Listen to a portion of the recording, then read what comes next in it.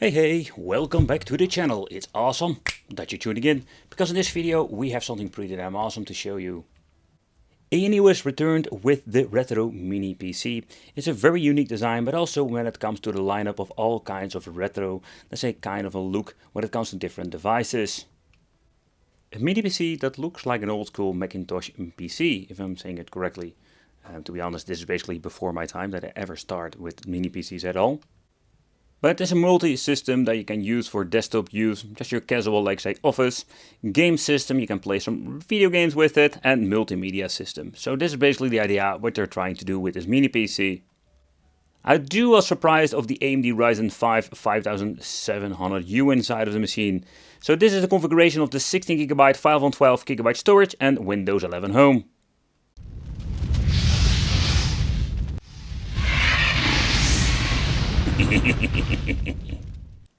But in the end, I am really curious what are we getting with this particular product, but also when it comes to future products of the retro lineup.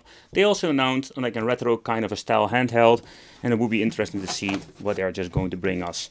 Nevertheless, in here we're finding the machine itself, and I must say that I find it very cool looking.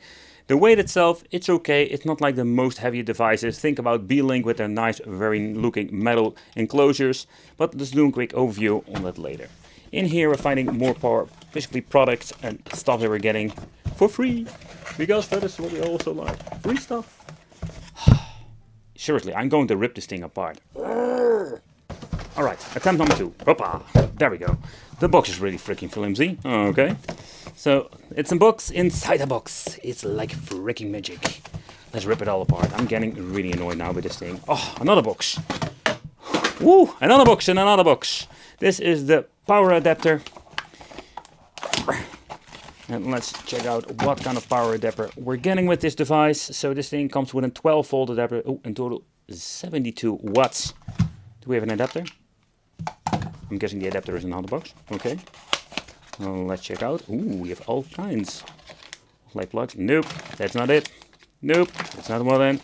HDMI cable. It even comes with pry tools and some screwdrivers. And even all the needed things like screws. Okay, so there's even some extra cool looking buttons that you can even assemble to this thing. Nope. Then they're having the brackets. Haha, real gamers, no gamers. That's absolutely one of those things that they love that they're doing. So this is for the 2.5-inch drive that you can assemble in the mini PC. And finally, there we're having the freaking adapter. Oh, Jesus. Let's click this freaking thing on so we can finally start like checking out what we're getting with the overall, let's say, performance of the thing. But let's say the form factor of this is kind of cool. Also, here comes with the real gamers, no gamers, let's say, lineup they're also using with all of their products. But shall we take a close look at the device itself, what are we actually getting? So first of all, the look is very nice, already mentioned before, but the weight is okay. So at the back we're going to get ourselves one RJ45, we have 3 USB 3.0, 1 2.0, then a display port and an HDMI port and the input for the power supply. I do notice when it comes to the, let's say, the configuration, there is a lot of, let's say, room for ventilation, so that's very nice. At the front, it seems to be we're having an audio jack and we're having a USB-C connection. At the bottom, we can see the intake fan. It comes with a very nice rubber over there. And the way how this actually looks and the way how everything is assembled, yeah, it's not bad at all. This thing is going to be looking really cute. And on top, the micro switch for turning it on and off. And this is nothing. It doesn't do anything whatsoever. But let's do a teardown later on. I completely forgot there was another package. Yep, another package from China. So in here we're finding all of the exclusive paper toilet manuals. This is an exclusive one. You can wipe your butt. Absolutely. The Retro PC mini explanation, everything. So they did an absolutely great job. So let's check out what we're having more. Also explains what you can do, how you need to connect it. And of course the way how you need to disassemble it. That was something we're going to do. And what I find pretty damn cool, that they also implement every single tool you're going to be needing. I must give them some extra kudos for that. And here, the AYANEO space. That's the special software they're also getting on the Windows devices. I do have a mixed feeling about it. It's kind of cool on handheld, simply because you can just add your games. Let's say to check out the TWP and all the other things. And there's something we're going to take a close look at later on. But yeah, it's kind of cool. They're also implementing it now in their devices. Was that all? No, that was not all, because we're having even some awesome cool stickers. And the stickers we're getting, you can just check it out over here. You can put it on this piece if you just have like a very cool, unique custom idea. So that's basically what they're having with the retro system. You can just customize it with stickers and all kinds of cool things. So when you're looking at the specifications of the AYANEO Retro Mini PC, it comes with an AMD Ryzen 5 5700U. There are different kind of configurations out there most of the time, with different kind of, I'm guessing, like when it comes to RAM, but also when it comes to storage capacity. I was very glad to have this thing with 512GB. It's more enough for, let's say, your typical use, but of course for gaming it's going to be not enough. But I also can upgrade it with a 2.5-inch drive, so that's absolutely great. It does come installed with a very nice looking background. But let's take a close look at the program called AYANEO Space. It is familiar to me when it comes to the handheld devices. And that is actually what they wanted to do with this AYANEO device. They want to do the same kind of things when it comes to the handhelds. The software, I must say, I do have a mixed feeling about it. Later on I'll also explain why this is. So the way how it looks, we're not going to update it, I'm going to do this later, but I just want to give you a quick overview, actually what you can do with this. Basically what you're getting is a piece of software that runs on the background. And you can just tinker with also the settings of the mini PC from here. In combination with, let's say, different presets, we're also having AAA games. If you want to have maximum power, you can just put TDP to its maximum limit. For the, let's say, the handheld Windows devices, this is a very easy to use program and very convenient. You want to save battery. And yeah, I think in this case it's only if you're going to be switching between office work and playing games. You can just basically mess around with the mini PC from this point and just easily tweak everything and not go into Windows and mess around with some kind of, let's say, different programs. Another thing I just wanted to showcase is all of the information of the mini PC where we're going to do some emulation testing. I've been messing around with, let's say, the AYANEO device for some time now and just want to check out what can we actually do. So I've been checking out the resolution 1366 by 768. All of the settings will be set to low and we're just going to be keeping it there. The thing I've noticed when messing around with the AYANEO software, I just wanted to check out how everything works. The first thing that was kind of weird that I didn't have a frame per second meter on somehow, so I added myself another one at the right top corner. So playing around, we're having around 50 FPSs. But switching, let's say, without the AYANEO software, somehow I was getting a way better overall performance with exactly the same settings. And to my surprise, I was just like flabbergasted seeing that the software is just drawing a lot of power, or there is something on the background basically using too much power, and it has like a bad influence on the gamer actually playing. Alright, so let's move on to the full HD. So basically every setting set to low, and just want to go back to the games just to see how we're going to have emulation performance now. And we're doing hitting like always a 50 FPS, but this is actually the best we're getting when it comes to Crash Bandicoot.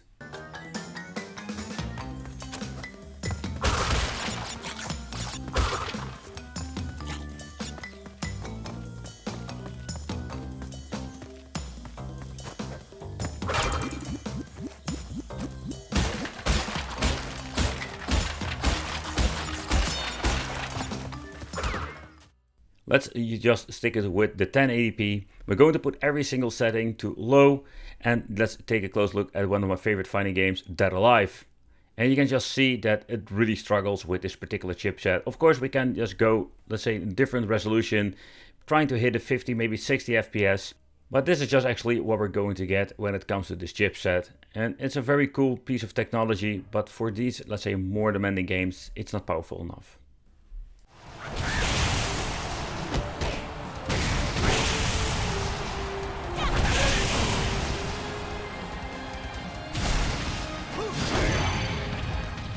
But where this mini PC is pretty damn awesome is that we're getting absolutely great overall performance with some old school games. Think about indie games, Street of Rage or some Outrun 2006. A couple of games that are running pretty damn great. So let's do a quick overview of a couple of those.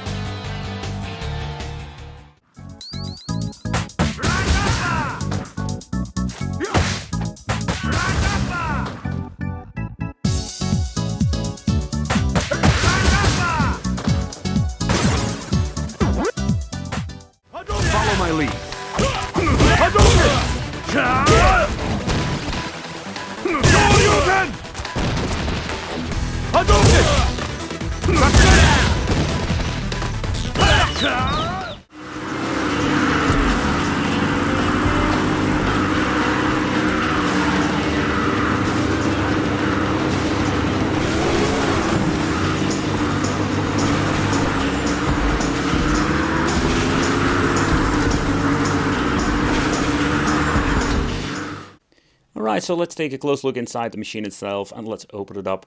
Of course you can upgrade it, but that's the thing that I also wanted to see how does it actually work. I've noticed in the toilet paper manual that we need to open it up, and I'm using the original, let's say, screwdrivers I'm getting with them. I can tell you these things are not comfortable at all. Doesn't matter the way the construction is with the screw and also with the rubber feet. It's a very nice way how they actually did this, and I can really appreciate the way how they made this particular product. Two pry tools, they are very thin, so let's see if we can just stick them right in. Let's see which is the best way to go to when it comes to this. Oh, there we go. And just open it up.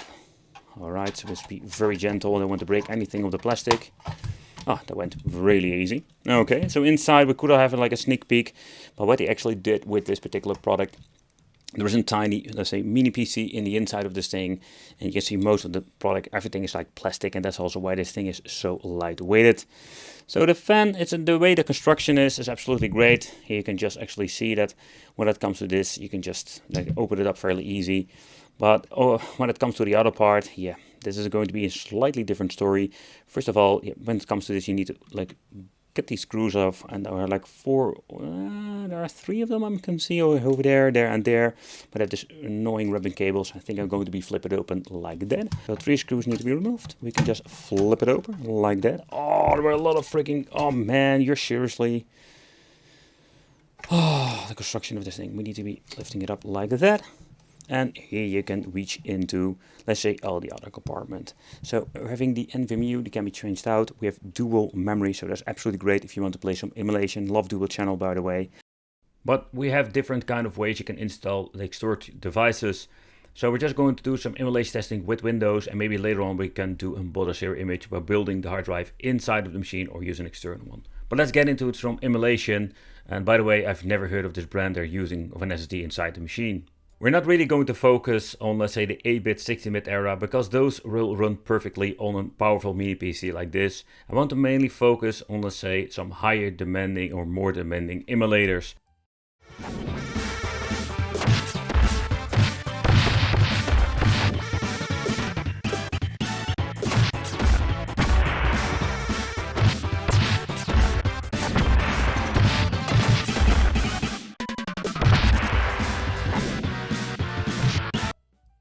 The first thing I wanted to check out is on PlayStation 2 with one of my favorite games, Tekken. And yeah, you can even upscale it without any problem, even despite they're using an older chipset of an AMD inside this thing. So for PlayStation 2 emulation, it's absolutely great.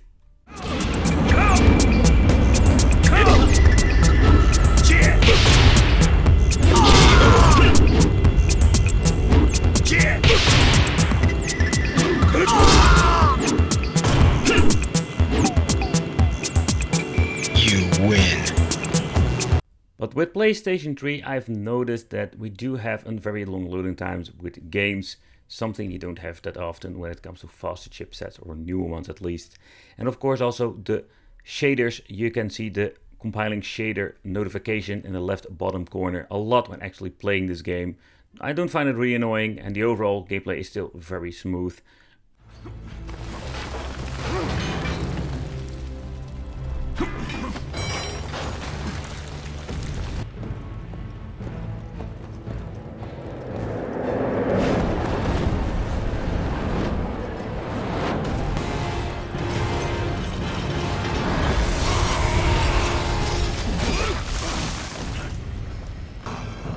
I will purge the world of your presence.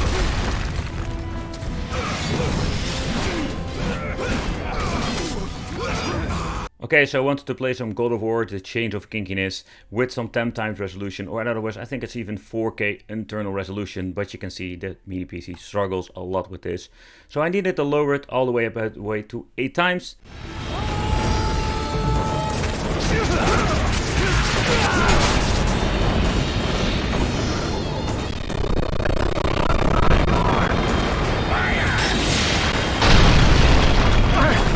I must return fire!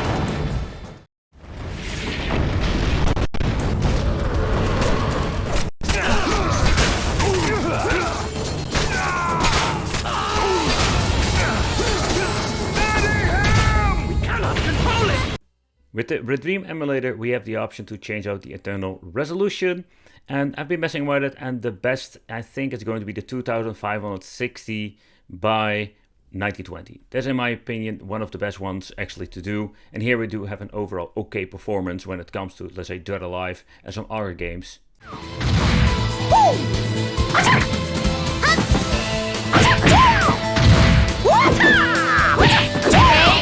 Kill them!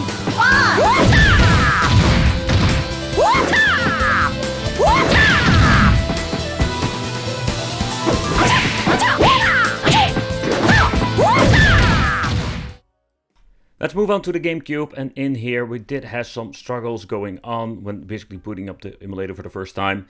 You needed to mess around also with the internal resolution, where we're having a maximum of 1080p. This is the farthest we can just push this in combination with the F-Zero game. With some different games, maybe we can just go a little bit higher that are less demanding, but take consideration GameCube. It's a very difficult one to emulate, and particularly when it comes to, let's say, with lower power chipsets like this particular one. 3, 2, 1, go! You have boost power!